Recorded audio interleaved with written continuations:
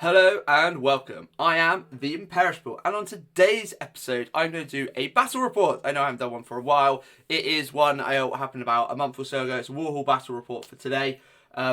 It's looking about me playing a kind of Monster Mash list of Tomb Kings versus a High Elf list. I'm playing Matty. It's these lists he took to Black Country. He wanted to try see what you could do against. It was a very close game. He made one major mistake that actually I think enabled me to win the game. But we'll go into see how it went. But let's go straight into lists. Let's see how we did.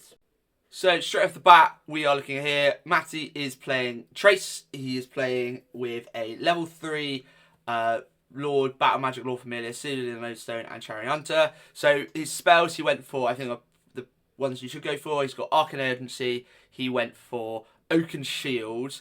And I think for the final one, he went for, what's it called? Hammer Hand. The idea is he's just got a full press. He's then got a Noble on Griffin with Great Weapon, Enchanted Shield, Cedar Rebirth, Opal Amulet, Pure of Heart. What's great about this combo is if you go into a challenge, if you use the Great Weapon, the Noble and the Griffin fight at the same time, so I really quite like that. Something I got completely wrong, and I feel maybe quite a few other High Elf players get it wrong, maybe it's just me. The Dragon Helm doesn't give you a 6-up ward for the entirety, it's only versus flaming attacks. Matty told me that today when we played. Yeah, didn't realise that. He then has an Unkillable Dragon, who's got a Halberd, Shield, he's got Armour of Calidor, Cedar Rebirth, Opal Amulet, Pure of Heart, very much just there to survive and be tanky.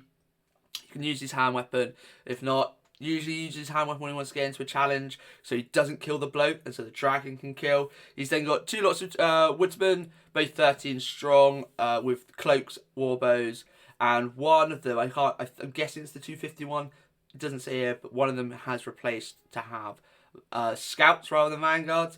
And then he's got a big 20-man brick of White Lions with Chrace with the White Lions. They've got veteran, BSP champ, whatnot. I can't remember what exactly is on it. It's just not here. And he's got 15 Sisters of Avalon. They had the ruby ring on that. So it's kind of what you see. It's a lot of good shooting. It's got a big brick. It's got some unkillable stuff. And then to me, I had a level 1 mortuary priest with the earthen rod. That is my Hierophant. So very much just get him away. Level 1, it's cheap, cheerful, it gets me there. The whole point of this list is there to just be, you'll notice in a moment, it's 30 T6 wounds, with some of them are re-rolling, some of them are a 4-up ward. It's pretty gross. So my first Tomb King is the General with Armour of Ages, Talisman Protection, and Biting Blade. I say I choose Biting Blade over the Sword of Might, is just because I like that AP2. Strength 5, yes, Strength 6 is usually better on obviously that. But that Strength 5 AP2 means if I go into Knight, I know the Dragon's there, but it just enables me to get a few more absolute kills.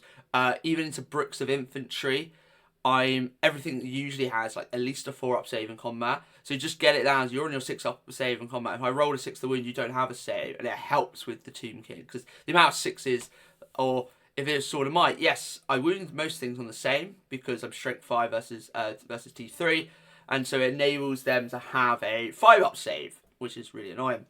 Second Tomb King, which I think is actually really good, is Armour of Destiny, Sword of Might. So in this case, I know I've talked about Sword of Might, but I think in this case you need to have a Sword of Might, because yes, Great Weapon is better output and whatnot. However, I think maybe only twice, I've had an ethereal thing stop something of importance, and I can't do that anymore. You'll see, you would have seen in my Welsh Open list that every champ would have had a Burning Blade. My next Cetra list I'm trying to practice over the coming months kind of thing. Every champ has a Burning Blade. Even though I'd rather have the Halberd or rather have my Great Weapon on my Acropolis Knights, but I'm not getting stuck by Banshee. We'll see if Vampire Cut's going to go down. So then we have 3 units of Scares and Horse Archers. They all have a champ. And I took this from Jack when I played him, because he talked about what he would do differently with Scares and Horse Archers. And he said having a champ. Because if a dragon does charge him, you champ with that.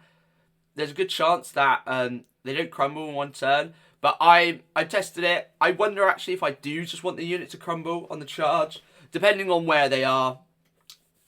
Then I have 12 Skeleton Skirmishers, 12 Skeleton Skirmishers, 12 Skeleton Skirmishers, and then a 27 brick with light armor. I think I just put a champ, maybe a banner. I think maybe a banner as well. And then the current phalanx. They're there just to be really good combat res. They just sit there, don't do anything. They score points. Obviously, you would notice how I play. The Skeleton Skirmisher, in my opinion, for its points value, is the best model in the game. Always hits on a 5. skirmish, moves 5, it hits on a 5. And if that unit dies, I don't care about 60 points. They always get more than they're worth. Their core scoring, it is beautiful. And then to finish off, it's 2 Necrosphinx. Simple as that. So it's 32-6. Kind of pushing that. Something that isn't on here because it wasn't updated is my Mortuary Priest, my level 1, does have the Scroll of Urgency. Because the idea is I can move, I can fly something. If it's Necrosphinx, I can go 36 inches. Potentially a Tomb King, I can go 40 inches. Just get into a position to attack those back lines. So if there is stuff like a cannon and whatnot, or if I'm like, let's play gyro spam or anything like that, I ping up a dragon 20 inches, the unkillable one maybe. I ping up it again and get into the cannons quick and easy. And be like, okay, I can clear your back line, and then press up with the other fast moving stuff, and then just try and shoot off other gyros. So I really do like a Scroll of Urgency. I think they're really good.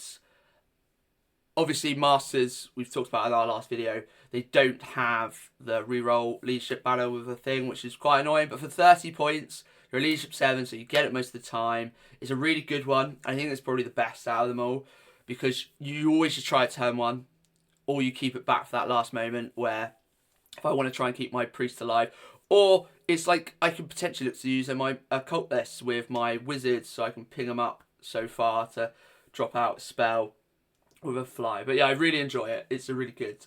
So let's have a look at deployment. So here is deployment and also Vanguard. So if we have a look here, Matty's got this side. We just did a random map, but we were playing a mission from Black Country. I think it was the 4 objectives, and I think that was just it. It was just 4 strategic locations. So Matty's put his Woodsman Hill here as a trying like a blocker, trying to force me down. I believe he got first drop. He just placed some Woodsman there. He put his white lines over here, assistants here. Then he has to put his nobles. He put them more central. These Woodsmans have vanguarded up. Because I've got so many drops, I went Skeleton Horse Archer on one flank, Skeleton Horse Archer on the other. My Skeleton Warriors will always just go sit at the back. They're there to score that objective in the middle. The idea is because it's 6 inches, you can be really far away and still score it. So it's quite a nice placement there. Then Double Tomb King. I believe this one. The star one, I think, is my general. I think that. Necrosphinx on each of the sides. Like, because he doesn't have a lot of shooting, and the big things my Necrosphinx are scared of are probably the Noble and the Prince.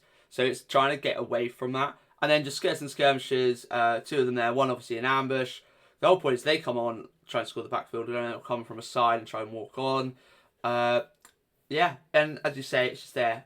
So Matty does get turn 1. He obviously got the +1. As I said, I placed my 2 kings just central, because that's where he put his Prince and Noble. I was like, my Tomb Kings are really hard to kill. If I can get them into the white lines of Chrace, I'm going to kill you.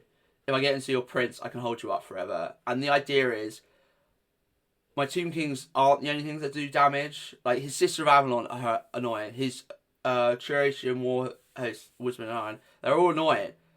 But a 5-man Skeleton Skirmisher can kill them in a 1 shot. And I've got so many shots to do it with. So, he gets turn 1. He slowly moves up. He gets Oaken Shield up. He just moves them tentatively. I don't think he actually does a lot with them. Maybe he actually doesn't have Haman. He went for like Fireball or something. Because I lose some Skeleton Skirmishers on the flank. These guys go down quite a bit because of the Sisters of Avalon. And he chucks up both his Prince and his Noble. And obviously it's meant to try to bait me chucking my dragons. And I'm like, looking at it, I'm like, his dragon's quite scary because it's strength 7, which is quite scary. But I'm looking at it and I'm like, I'll just hold you for eternity. Sorry, this is the general. This is the re-rolling hits one, the re-rolling wounds one. This is the Armor of Destiny. So I take the bait. I chuck in both my Tomb Kings. The Necrosphinx on this flank moves 18 inches here, and then I Archaeomancy up here to be like, I'm going to mess with these and try and kill them next turn. I'm an idiot. I forgot they were skirmish. So he did pass his march there, so he just marked. You'll see next turn he would. But the idea is I come here. I move my Skeleton Horse Archers just to score, because I'm 80 points. He now has to shoot them. They're there to just be annoying. Also, they were out of range for rezzing. Oh no, failed the res. Skeleton Skirmishers just come out, try to pock off some shots. I don't think I actually kill anything with the shooting, which is annoying. But the idea, these have moved up, that these skeleton horse archers are now actually closer. And then in the dragon combat, I'm actually losing these. So in my turn, we tie combat on this one on the left. He does 2 wounds. Oh no, and I also do, but he regens them. So it's just a tie combat galore. So I've done 1, you've done 1. It's quite happy with that. Losing 2 to this 5 wound thing was a nightmare. But the whole point is I've now pressured with all of the fast moving stuff, and he isn't that fast moving. So into turn 2, I lose my whole unit of skeleton horse archers from this unit. The woodsmen come in, they try and get some shots off, don't do really a lot. On this flank, he presses up with his white lions. His dragon, I do a wound. He does, I think, 2 wounds, wins combat, and I actually take another wound on thing. So I'm down to 4 wounds. He restrains, because it's my turn, and he was like, oh, it stops you charging me because you'll have to touch them. But this is where I think he made these crucial mistake. If he follows up with that dragon, I can't do anything with him. He's going to get. He will eventually kill my general. And that's a lot of points. It's 550 points. This combat, I can't see what the number is. I think I do 4 wounds. He's almost dead. I follow up because of where he's fall back in good order. Because I'm like, I just want to be in there. I just want to make sure I kill him. Because I couldn't turn and get into the dragon. It's just a bit weird. These guys move out of the way, which is annoying. Get some shots off. I lose a wound here. So on to my turn 3. So movement-wise, I move these guys, I res them over just to try and be annoying. Try and not get killed by these guys. This Necrosphinx does an awkward, weird maneuver. Just so these guys, I touch the hill. There's no way they can get out of line of sight and range, even if he marches. So I will be able to get a charge. So he'll get at least 1 shot. He'll get a stand and shoot as well. He'll get a fireball if he stays there. And I was trying to work out, they're all T3. They all need 6s to wound. And I'm like, there's a good chance I survive. I'd say my skeletons and skirmishers, they all kind of move about. The one on the hill moves away with the idea of that if he charges them, they're now out on the left-hand side. So I don't actually care about them. I've gotten rid of his big brick. I'd say moved around kind of here. My Necrosphinx makes this charge in because where he's placed them, I need quite big. But I make the charge, I get in, and so I'm in combat. I don't think either of us kill each other, do any wounds or anything. It's quite crazy. But the key bit is, because he's got this left my dragon, I just fly over. I kind of wheel on the spot here to get away. It's because I'm like, I can't lose this dragon. Yeah, go after this, cool, I don't really care. It's like 250, 500, 300 points. But I've kept my king alive, I've killed his noble. And what I've done with my dragon in the centre is I've turned him. So when he does charge, I can get into him. And the idea is, all of this stuff in the middle isn't in combat, isn't really hopefully going to die. So if he does do anything with his dragon, I try and charge with everything and try and win on combat res. So what he does is on his turn 3, he comes in, he does kill those guys, just like before. He overran, he reforms here. He moved back his Sisters of Avalon, shot, didn't do anything. His woodsmen don't go for the charge. They move up, they try and take off. So I've got just my champ left of this skeleton horse archers. He charges into the brick. Alright, and this is where I'm like, a dragon and a brick just isn't worth it. I have a static combat res of, I have 3 ranks because I'm Horde, a close order, an outnumberer, a banner, and potentially, did I pay for a war banner? I think I might pay for a war banner. I've got enough that he can't do that. He kills my champ in combat straight away. In one with his print, so he doesn't get his stomps, doesn't get anything like that. He loses combat, but he only gives ground, which is fine. But the idea is I've now up, and with this one guy alive, I'm like, okay, cool, I'll come in. Over here, I kill like 4 of them. He does 2 wounds to me, and I'm like, Christ, these great blades at -3 are fantastic. So my turn 4, what happens here is all of this actually charges in a sense of my skeleton horse archer goes in, the brick goes in, and then my dragon goes in. And the key thing is he holds and whatnot. So I go in, I challenge with the skeleton horse archer because of the champ. Because I was like, okay, wounds wise, I was counting out combat race. I was like, he needs to die because I don't need to do my regen. He just needs to do a wound with his like 4 attacks from his prince, and he should do a wound. So he kills that. He gets combat res of 1. I have a flank, so many ranks, an outnumber, blah, blah, blah. That he flees. I catch him because he flees from my brick. My dragon, as you see, would actually be here, but he didn't flee a lot. He flew to like here. Dragon turns, touches him straight away, kill off his unkillable dragon. My king on thing comes over here.